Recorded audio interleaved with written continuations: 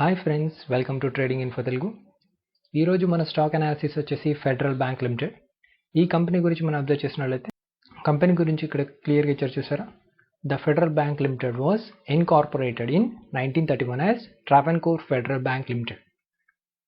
It provides retail and corporate banking, para banking activities such as debit card, third party product distribution, etc., treasury and foreign exchange business. ఈ bank యొక్క fundamentals కనుక మనం observe చేసినట్లయితే చూడండి, company యొక్క market capitalisation వచ్చేసి 17,856 crores ఉందండి. ప్రస్తుతానికి స్టాక్ ప్రైస్ వచ్చేసి 89.5 రూపీస్ ఉంది. స్టాక్ పిఈ వచ్చేసి 10.7 ఉంది. బుక్ వాల్యూ వచ్చేసి 82.7 ఉంది. ఇక్కడ మీరు అబ్జర్వ్ చేయండి, బుక్ వాల్యూ వచ్చేసి 82 ఉంది, కరెంట్ ప్రైస్ వచ్చేసి 89 ఉంది. ఈ కంపెనీ గురించి మీకు ఎక్స్ప్లెయిన్ చేయడానికి గల main reason fundamentally strong company అండి. కంపెనీ యొక్క ఆర్ఓసి గమనించినట్లయితే 5.59% ఉంది. ఆర్ఓఈ వచ్చేసి 10.6% ఉంది. డెట్ టు ఈక్విటీ 11.2 ఉందండి. బ్యాంకింగ్ సెక్టర్లో compulsory debt to equity compulsory కాస్త ఎక్కువగానే కనిపిస్తుందండి. ఇండస్ట్రీ పి వచ్చేసి 22.1 ఉందండి. ప్లెజర్ పర్సెంటేజ్ కనుక గమనించినట్లయితే 0% ఉందండి. ఈ కంపెనీకి ఒక ప్లస్ పాయింట్గా తీసుకోవచ్చండి. అదేవిధంగా రిటర్న్స్ గమనించినట్లయితే లాస్ట్ 3 months వచ్చేసి 16.2% జనరేట్ చేయడం జరిగింది.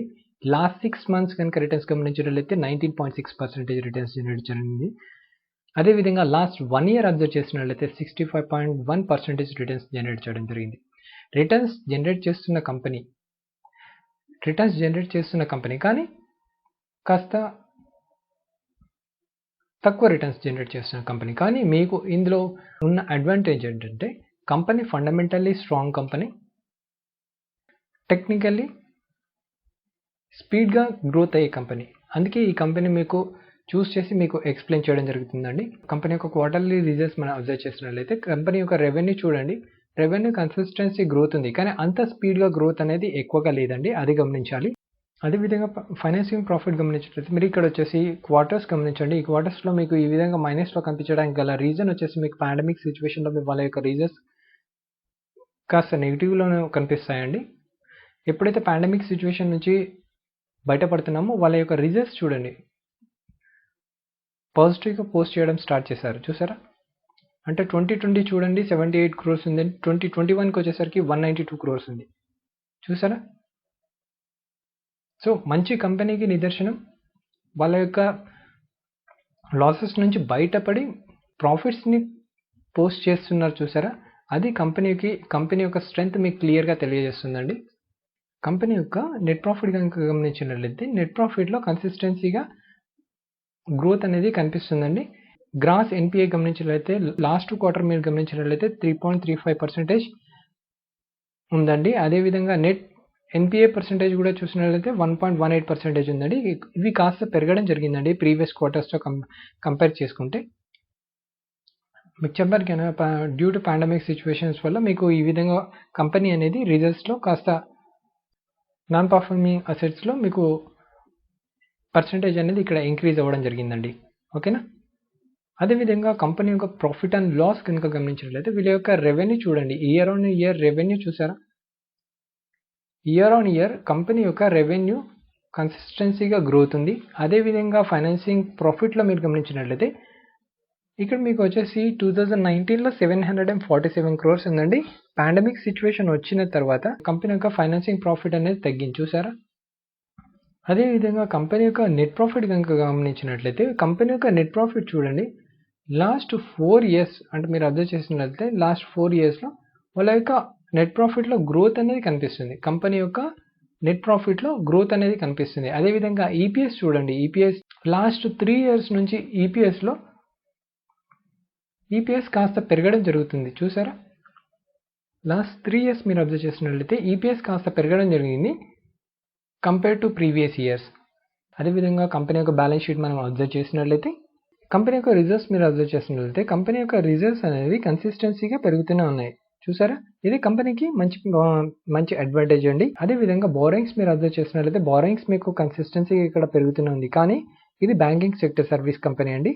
సో వాళ్ళకు కంపల్సరీ బోరింగ్స్ తీసుకోవాల్సిన అవసరం ఉంటుందండి.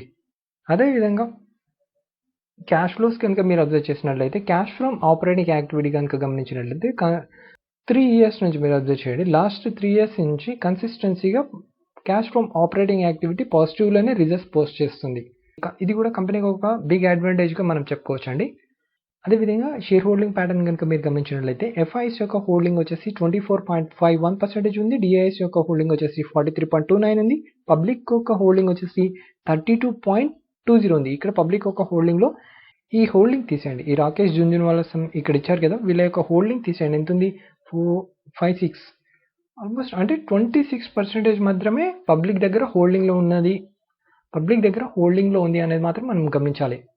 ఓన్లీ 26% మాత్రమే పబ్లిక్ దగ్గర అంటే రీటైల్ ఇన్వెస్టర్స్ దగ్గర హోల్డింగ్‌లో ఉంది. ఇక్కడ చూడండి మంచి మ్యూచువల్ ఫండ్స్ మీకు ఈ కంపెనీలో ఇన్వెస్ట్ చేయడం అంటే ఈ బ్యాంకింగ్ సెక్టర్ కంపెనీలో ఇన్వెస్ట్ చేయడం జరిగింది. చూసారా? డిఐఎస్ చూడండి. ఎంత మంచి మంచి మ్యూచువల్ ఫండ్స్ ఉన్నాయి చూడండి ఇక్కడ.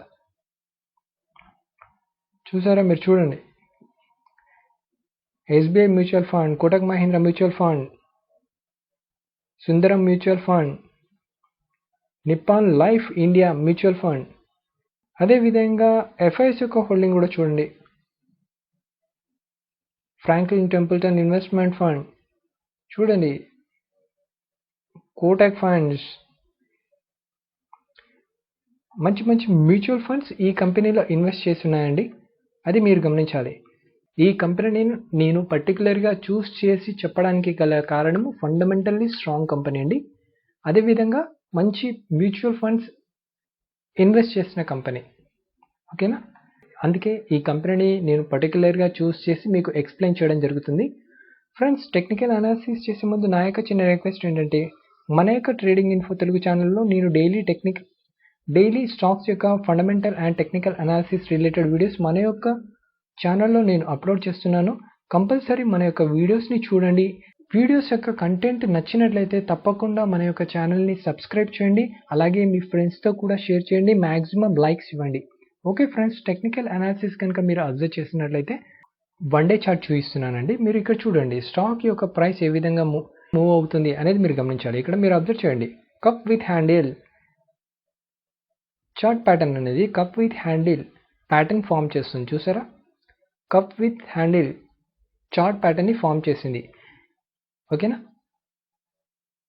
అదేవిధంగా ఈ స్టాక్ యొక్క ప్రైస్ మనం తీసుకున్నట్లయితే రానున్న వితిన్ 1 to 3 monthsలో స్టాక్ యొక్క ప్రైస్ వచ్చేసి ఆల్మోస్ట్ 110 రూపీస్ వరకు వెళ్ళే ఛాన్సెస్ చాలా ఎక్కువ ఉన్నాయి ఫ్రెండ్స్. ఓకేనా ఫ్రెండ్స్, వీలైతే ఈ స్టాక్ని మీ పోర్ట్ఫోలియోలో యాడ్ చేసుకోండి. అలాగే మీరు ఏ స్టాక్లో ఎంట్రీ తీసుకున్నా తప్పకుండా స్టాప్ లాస్ అనేది మెయింటైన్ చేసి స్టాక్లో ఎంట్రీ పొజిషన్ తీసుకోండి. ఓకేనా ఫ్రెండ్స్, ఇలాంటి interesting stock analysis fundamental videos మన యొక్క ట్రేడింగ్ ఇన్ఫో తెలుగు ఛానల్లో రెగ్యులర్గా నేను అప్లోడ్ చేస్తూనే ఉంటాను. తప్పకుండా మన వీడియోస్ని చూడండి, మ్యాక్సిమం లైక్స్ ఇవ్వండి, అలాగే మన ఫ్రెండ్స్తో కూడా షేర్ చేయండి. Thank you friends.